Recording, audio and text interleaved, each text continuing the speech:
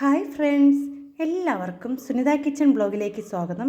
ഇന്ന് എല്ലാ വീട്ടമ്മമാർക്കും ഉപകാരപ്പെടുന്ന കുറച്ച് നല്ല നല്ല ടിപ്സുകൾ കളക്ട് ചെയ്തിട്ടാണ് വന്നിരിക്കുന്നത്. അപ്പോൾ നിങ്ങളെല്ലാവരും വീഡിയോ സ്കിപ്പ് ചെയ്യാതെ കാണണം. വീഡിയോ കണ്ടുകൊണ്ടിരിക്കുമ്പോൾ ഇഷ്ടപ്പെടുകയാണെങ്കിൽ എൻ്റെ ചാനലൊന്ന് സബ്സ്ക്രൈബ് ചെയ്ത് സപ്പോർട്ട് ചെയ്യണേ. നിങ്ങളുടെ വിലയേറിയ അഭിപ്രായങ്ങളും നിർദ്ദേശങ്ങളും എൻ്റെ കമൻറ്റ് ബോക്സിൽ കമൻറ്റായി അറിയിക്കാനും ആരും മറന്നു പോവല്ലേ. ഇന്നത്തെ ആദ്യത്തെ ടിപ്സ് ഒന്ന് കണ്ടാലോ. നമ്മൾ റേഷൻ കടയിൽ നിന്നൊക്കെ അരി വാങ്ങിച്ച് വയ്ക്കുമ്പോൾ അത് ഒരാഴ്ചയൊക്കെ ആകുമ്പോൾ തന്നെ നിറയെ കരിച്ച വന്ന് ഇത് നമുക്ക് ഉപയോഗിക്കാൻ പറ്റാത്ത രീതി ആവാറുണ്ട്. അപ്പോൾ അങ്ങനെ വരുമ്പോൾ നമുക്കത് വരാതിരിക്കാനുള്ള നല്ലൊരു ടിപ്സാണ്. അത് മാത്രമല്ല, നമുക്ക് വെയിലൊക്കെ ഉണ്ടെങ്കിൽ മാത്രമല്ലേ നമുക്കിത് ഉണക്കിയെടുക്കാൻ പറ്റുള്ളൂ. അപ്പോൾ വെയിലില്ലാത്ത സമയത്ത് നമുക്ക് ആ കരിച്ച ഓട്ടിക്കാനുള്ള നല്ലൊരു ടിപ്സാണ്. അതിനുവേണ്ടി നമ്മൾ എടുത്തു വച്ചിരിക്കുന്ന അരിയിലേക്ക് കുറച്ച് പൊടി ഉപ്പ് ചേർത്ത് കൊടുക്കാം. അതിനുശേഷം അതിനെ നല്ലതുപോലെ ഒന്ന് മിക്സ് ചെയ്തെടുക്കാം. ഇങ്ങനെ മിക്സ് ചെയ്തെടുക്കുകയാണെങ്കിൽ നമ്മുടെ ആ ഒരു അരിയിലുള്ള ആ നെല്ല കരിച്ചയും അതിൽ നിന്ന് പോയി കിട്ടും. കണ്ടോ, ഇപ്പം തന്നെ നമുക്ക് കാണാൻ പറ്റുന്നുണ്ട്, അതെല്ലാം അതാ ഊന്ന് പോകുന്നുണ്ട്. കണ്ടോ. അപ്പോൾ ഇങ്ങനെ ചെയ്യുകയാണെങ്കിൽ നമ്മൾ വെയിലില്ലെങ്കിൽ തന്നെ നമുക്ക് അരിയിലുള്ള കരിച്ച എല്ലാം മാറ്റിക്കളയാൻ പറ്റും. പിന്നെ നമ്മൾ കുറച്ച് ഉപ്പിട്ട് വയ്ക്കുകയാണെങ്കിൽ അതിൽ കരിച്ച ഒന്നും വരില്ല കേട്ടോ. ഇങ്ങനെ നല്ലൊരു ടിപ്സാണ് കേട്ടോ ഇത്. ഇനി അടുത്ത ടിപ്സ് ഒന്ന് കണ്ടാലോ. നമ്മൾ ഫ്രിഡ്ജിൽ സ്ഥിരമായിട്ടൊക്കെ എല്ലാ സാധനങ്ങളും വയ്ക്കുമ്പോൾ അതിൽ നല്ലൊരു സ്മെല്ലൊക്കെ വരാറുണ്ട്. അപ്പോൾ അത് വരാതിരിക്കാനുള്ള നല്ലൊരു ടിപ്സാണ്. അതിനുവേണ്ടി ഇതുപോലത്തെ ഒരു കുഞ്ഞ് ബോട്ടിലെടുക്കാം. അതിലേക്ക് കുറച്ച് ബേക്കിംഗ് സോഡ ചേർത്ത് കൊടുക്കാം. ഇനി ഇതിലേക്ക് ഞാൻ ചേർത്ത് കൊടുക്കാം നല്ല മണമുള്ള നമ്മൾ വാനില എസൻസോ അല്ലെങ്കിൽ പൈനാപ്പിൾ എസൻസോ റോസ് എസൻസോ എന്തെങ്കിലും ഒരു എസൻസ് നമുക്ക് അതിലേക്കൊന്ന് ഒഴിച്ച് കൊടുക്കാം കേട്ടോ. അപ്പോൾ ഇങ്ങനെ ഇത് ഞാൻ ഇവിടെ പൈനാപ്പിൾ എസൻസാണ് ചേർത്ത് കൊടുത്തത്. അങ്ങനെ ചേർത്ത് കൊടുക്കുമ്പോൾ നല്ല മണമായിരിക്കും കേട്ടോ ഫ്രിഡ്ജിനകമൊക്കെ.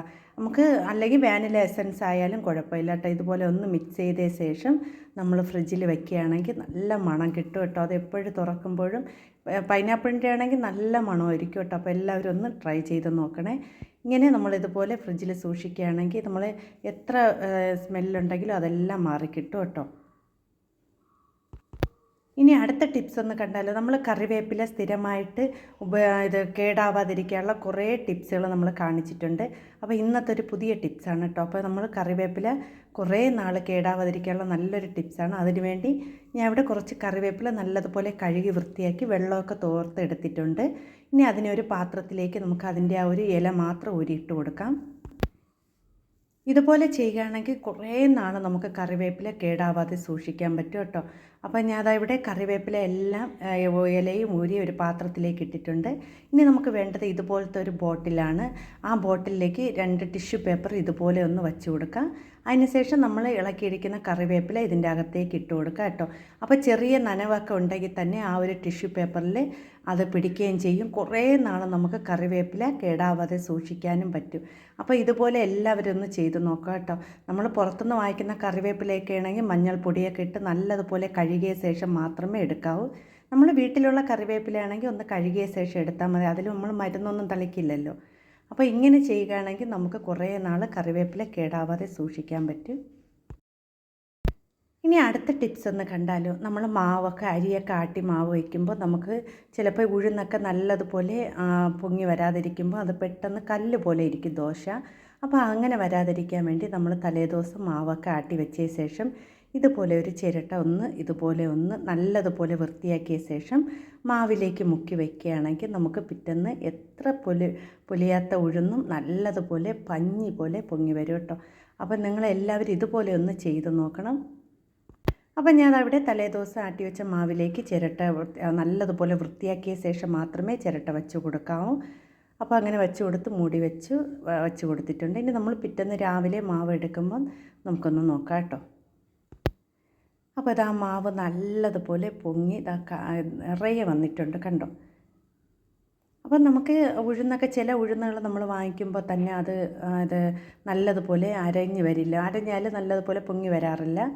അപ്പോഴങ്ങനെ വരുന്ന സമയത്ത് ഇതുപോലെ ചെയ്യുകയാണെങ്കിൽ നമുക്ക് നല്ലതുപോലെ മാവ് പൊങ്ങി കിട്ടും കേട്ടോ. കണ്ടോ, ഇതുപോലെ നല്ല സോഫ്റ്റായിട്ട് തന്നെ നമുക്ക് അരിയാട്ടിയെടുക്കാൻ പറ്റും. ഇനി നമ്മൾ ഇതിൻ്റെ അകത്തുള്ള ആ ഒരു ചിരട്ടയെ നമ്മളൊന്ന് മാറ്റി നല്ലതുപോലെ ക്ലീനാക്കി എടുക്കാം കേട്ടോ. അപ്പോൾ ഒരു സ്പൂണോ എന്തെങ്കിലും ഉപയോഗിച്ച് ആ ഒരു ചിരട്ടേനെ ഒന്ന് എടുത്ത ശേഷം അതിൻ്റെ ആ പുറത്തുള്ള മാവെല്ലാം നല്ലതുപോലെ ഒരു സ്പൂണോ അല്ലെങ്കിൽ നമുക്ക് ഈ തവിയോ എന്തെങ്കിലും വെച്ച് അതിനെ ഒന്ന് വൃത്തിയാക്കി എടുക്കാം. നമ്മൾ പ്രത്യേകം ശ്രദ്ധിക്കേണ്ട ചിരട്ട നമ്മളിതിൽ വെക്കുമ്പോൾ തന്നെ അതിൻ്റെ ആ പുറത്തുള്ള എല്ലാം വൃത്തിയാക്കിയ ശേഷം മാത്രമേ നമുക്ക് ഈ ചിരട്ട ഇതിലേക്ക് വെച്ച് കൊടുക്കാം. അല്ലാതെ വെച്ച് കൊടുക്കാനേ പാടില്ല. പിന്നെ ഈ ചിരട്ട മുഴുവനോടെ വെച്ച് കൊടുക്കുന്നതിന് പകരം ഒരു ചെറിയ കഷ്ണം ഇട്ട് കൊടുത്താലും മതി കേട്ടോ. ഇപ്പോൾ നമ്മൾ മാവ് നോക്കുമ്പോൾ തന്നെ കണ്ടോ നല്ലതുപോലെ പതഞ്ഞ് നല്ല സോഫ്റ്റായി കിട്ടിയിട്ടുണ്ട്. അപ്പോൾ നമ്മൾ ഇങ്ങനെ ഈ രീതിയിൽ നമ്മൾ ദോശയൊക്കെ തയ്യാറാക്കി എടുക്കുകയാണെങ്കിൽ നല്ലതുപോലെ പഞ്ഞി പോലത്തെ ദോശ തന്നെ നമുക്ക് തയ്യാറാക്കി എടുക്കാൻ പറ്റും. അപ്പോൾ നമ്മൾ ഇതിനൊക്കെ ആവശ്യത്തിന് ഉപ്പും ചേർത്ത ശേഷം നമുക്കൊന്ന് ദോശ ചുട്ട് നോക്കാം കേട്ടോ. അപ്പോൾ നമ്മൾ ഇതിലേക്ക് ആവശ്യത്തിന് മാവ് ഒഴിച്ച് കൊടുക്കണേ. നല്ലതുപോലെ കല്ല് ചൂടായ ശേഷം മാത്രം നമ്മൾ ദോശയ്ക്ക് മാവ് ഒഴിച്ച് കൊടുക്കാം.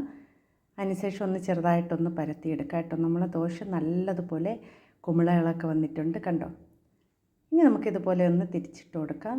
അപ്പോൾ ഈ രീതിയിലൊന്ന് ദോശ തയ്യാറാക്കി എടുക്കുകയാണെങ്കിൽ നിങ്ങൾക്ക് നല്ല പഞ്ഞി പോലത്തെ ദോശ തന്നെ തയ്യാറാക്കി എടുക്കാൻ പറ്റും കേട്ടോ.